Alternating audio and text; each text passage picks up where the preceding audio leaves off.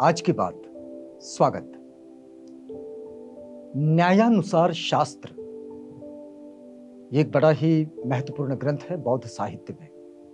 आपने सुना होगा, लेकिन इसके साथ जैसे वसुबंधु का नाम जुड़ता है, वैसे ही इसकी बड़ी ही महत्वपूर्ण रचना जो है ये न्यायानुसार शास्त्र की है वास्तव में वसुबंधु के गुरु संघभद्र ने।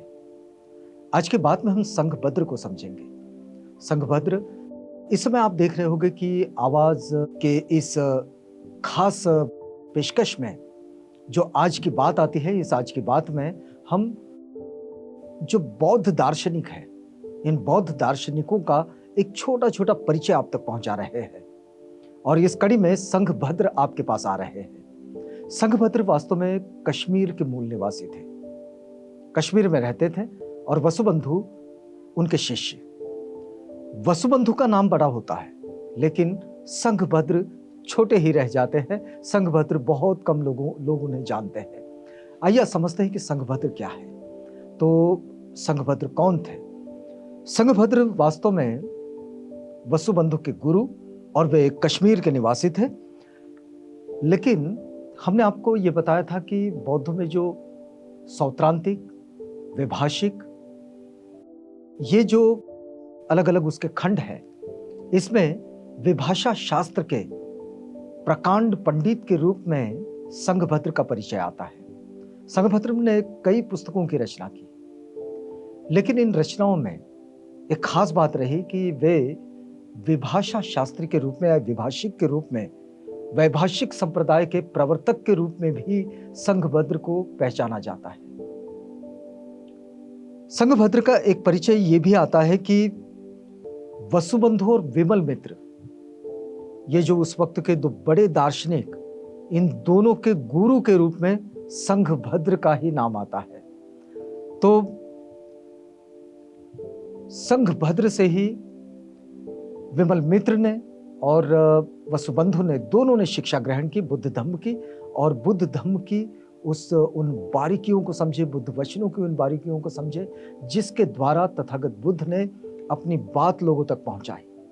और भिक्षु संघ भी आज तक बुद्ध वचनों को उतनी ही गंभीरता के साथ लोगों तक पहुंचाता है और उनके जीवन को बेहतर बनाने के लिए अपना योगदान देता है।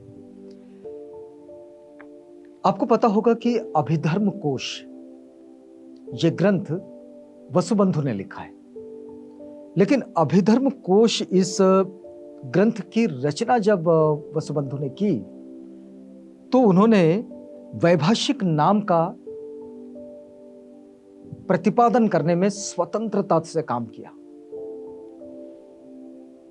यानी वसुबंधु ने जब अभिधर्म कोश लिखे, तो उन्होंने वैभाषिक मत जो है, इस नाम का प्रतिपादन उन्होंने स्वयं के लिए स्वतंत्र रूप में किया है।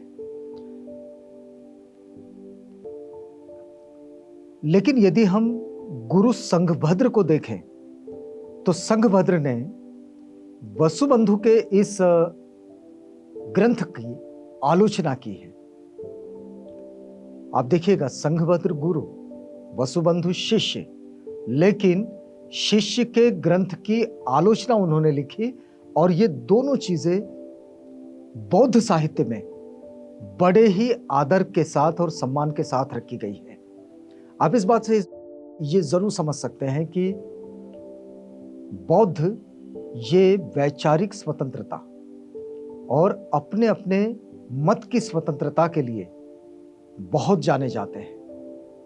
वे कभी एक दूसरे का खंडन भी करते हैं, तब भी उसके विरोधी नहीं बन जाते, घोर विरोधी नहीं बन जाते, बल्कि अपनी अपनी बात को समझाते हैं। लेकिन दोनों चीजों को बौद्धों के सेगमेंट में एक बहुत ही व्यवस्थित स्थान दिया गया है। दोनों ने भी उनकी प्रासंगिकता को और उनके महत्व को बिल्कुल नहीं नकारा। तो आप देखिएगा कि जहां जहां वैभाषिक मत से वसुबंधु के साथ संघभद्र का मतभेद हुआ, उसे उन्होंने न्यायानुसार शास्त्र में प्रदर्शित किया है। जैसा कि हमने आपको बताया कि न्यायानुसार शास्त्र, ये जो पुस्तक है संघभद्र का, ये इसमें उन्होंने वसुबंधु के साथ जहां जहां उनका मतभेद आता है, जहां वो टीकाएं करते हैं, उससे उन्होंने इस पुस्तक में लिखा है न्यायानुसार शास्त्र में।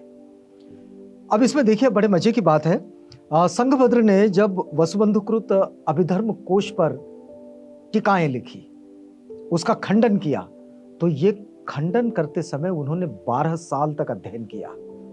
इतिहास ये कहता है 12 साल तक अभिधर्म कोश का अध्ययन किया, अपने ही शिष्य के लिखी पुस्तक का।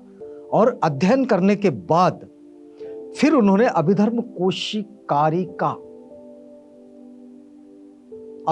कोशकारिका इस नाम से उस ग्रंथ को लिखा और यह ग्रंथ उन्होंने वसुबंधु को दिया।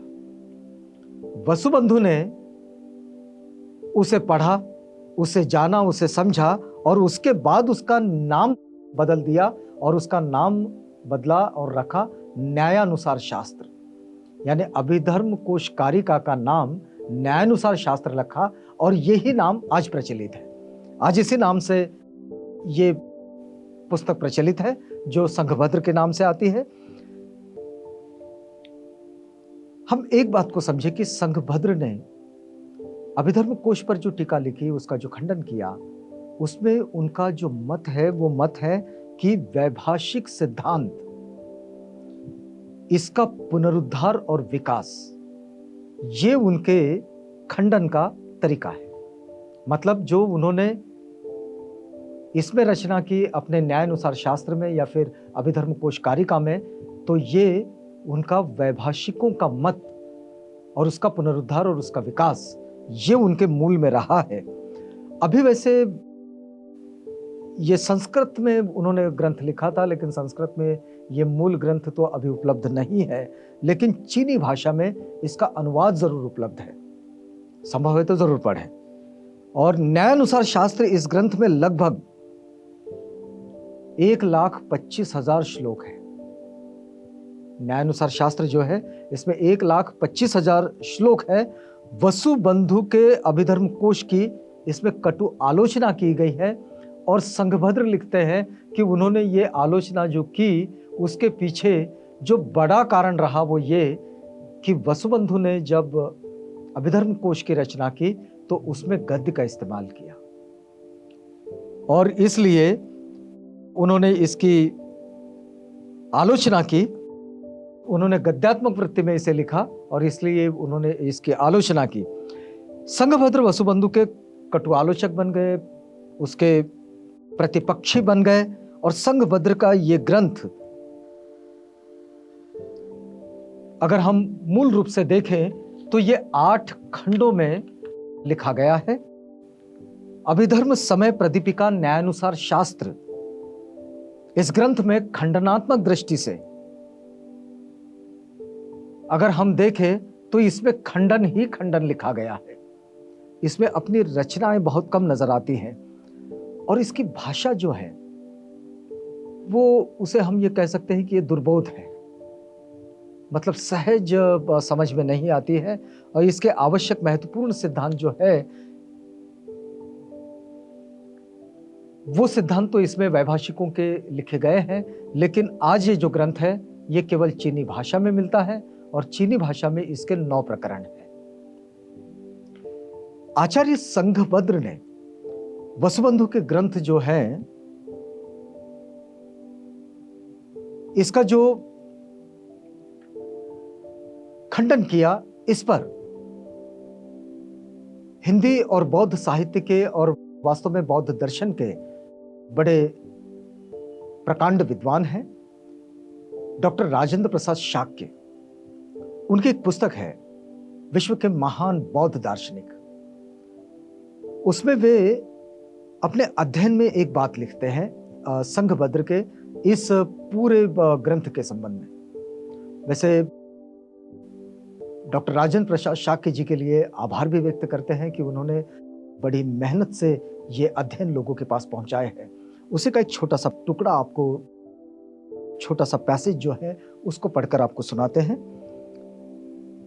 डॉक्टर राजेंद्र प्रसाद शाक्य लिखते हैं कि संघभद्र ने वसुबंधु के ग्रंथ अभिधर्म कोश की कंडिका 16A की खंडनात्मक व्याख्या करते हुए विज्ञान स्कंध प्रत्येक विषय की विज्ञप्ति है। इसके परिप्रेक्ष्य में इनकी दृष्टि यह है कि बहुरूपी आलंबन विद्यमान हो, तथापि चक्षु विज्ञान केवल रूप को ग्रहण करता है, शब्द को नहीं। यानी हम यदि संघभद्र के इस आलोचना को अगर देखें कि संघभद्र ने किस तरह से वसुबंधु की आलोचना की है, तो उस आलोचना को अगर देखें तो इसमें एक बात जो उभर कर सामने आती है कि बहुरूपी आलंबन विद्यमान हो, लेकिन चक्षु विज्ञान केवल रूप को ग्रहण करता है। हमारी जो आंखें हैं ये केवल जो हमें दिखता है उसे ग्रहण करते हैं, शब्दों को ग्रहण नहीं करते। जैसे कि यह नीला रंग के रूप में ग्रहण करता है, शब्द को नहीं। अब नीला रंग नीला नीला इस रूप में कहा गया है तो वो समझ में आता है, लेकिन हमारी आंखों ने, हमारे चक्षुओं ने जो देखा वो केवल एक रंग था जिसको स्मृति पर रखा गया है कि यह रंग नीला है। वैभाषिक आचार्य संघभद्र के प्राप्त का अर्थ इंद्रिय स्व विषय को प्राप्त होता है। इंद्रिय का जो स्व विषय है उसको प्राप्त होता है और उसे ही प्राप्ति कहा जाता है। इसे स्पष्ट करते हैं कि जब विषय की उत्पत्ति इंद्रिय के सानिध्य में होती है तब ये उसका ग्रहण करता है। कोई भी विषय इंद्रिय के सानिध्य में आता है तो ही इंद्रिय उसे ग्रहण करता है। और ये तथागत की शिक्षाओं का मतलब जब छह षडायतन पर बात होती है, यानी कि छह इंद्रियों पर बात होती है और तथागत उसको विश्लेषित करते हैं, संघभद्र ने इसी बात को अपने इस ग्रंथ में उसका विश्लेषण किया है। यदि द्रव्यों को समझना हो तो कह सकते हैं कि प्राण, जिह्वा और काया प्राप्त विषय को ग्रहण करते हैं। उनके सामने जो कुछ है उसे वो ग्रहण करते हैं, जैसे कि चक्षु, श्लाका, आंख की पलक अन्य प्राप्त रूपों को नहीं देखता, लेकिन कहते हैं कि चक्षु उसको प्राप्त करता है क्योंकि उत्पत्ति चक्षु के सानिध्य में होती है। आंख की पलक उसको ग्रहण नहीं करती, लेकिन जो उत्पत्ति उसके सामने जो होती है उसे वो ग्रहण करता है, और इसलिए चक्षु अप्राप्त को न कि प्राप्त को ग्रहण करता है। चक्षु उसे ग्रहण करता है जो अप्राप्त है, न कि प्राप्त को। तो पुनः यह अति दूरस्थ विषय ग्रहण नहीं करता है, जो बहुत दूर है, जिसको उसके पीछे पीछे पीछे पीछे देखना है, वो उसे ग्रहण नहीं करता क्योंकि वहां तक उसकी क्षमता ही नहीं होती। तो इस प्रकार संघभद्र ने न्यायानुसार शास्त्र में, न्याय के अनुसार शास्त्र, इस न्यायानुसार शास्त्र में इस बात को बहुत अच्छी तरह से इसे विश्लेषित किए हैं। इसमें डॉक्टर राजेंद्र प्रसाद शाह की ये लिखते हैं कि संघभद्र आचार्य ने वसुबंधु के ग्रंथ अभिधर्म कोश के प्रकाश में अपने विचारों को विशुद्ध वैभाषिक मत के रूप में प्रतिष्ठित किया। यानी जो विशुद्ध वैभाषिक मत है वो उसके रूप में उन्होंने उसको प्रस्तुत किया है वसुबंधु के अभिधर्म कोश पर। और इस तरह से वास्तव में हुआ ये कि ये काम उनका चलता रहा, और इस काम को चलते चलते हुई अवस्था ये कि वसुबंधु का काम बड़ा होता गया और वसुबंधु ये लोगों की नजर में आते रहे और संघभद्र ये पीछे छूट गए, जबकि संघभद्र ये उनके गुरु थे, उनके आचार्य थे। लेकिन बावजूद इसके इनकी स्थिति ये वैसे ही रही कि जैसे इस पर किसी का साया पड़ा रहा हो, किसी की परछाई पड़ी रही हो, और ये प्रकाश में नहीं रहे, प्रकाश में वसुबंधु रहे। लेकिन बौद्ध साहित्य में संघभद्र का ये न्यायानुसार शास्त्र भी उतना ही मायने रखता है जितना वसुबंधु का अभिधर्म कोश। यहां रुकते हैं, कल मिलेंगे एक नई जानकारी के साथ। तब तक के लिए हमें इजाजत दीजिएगा।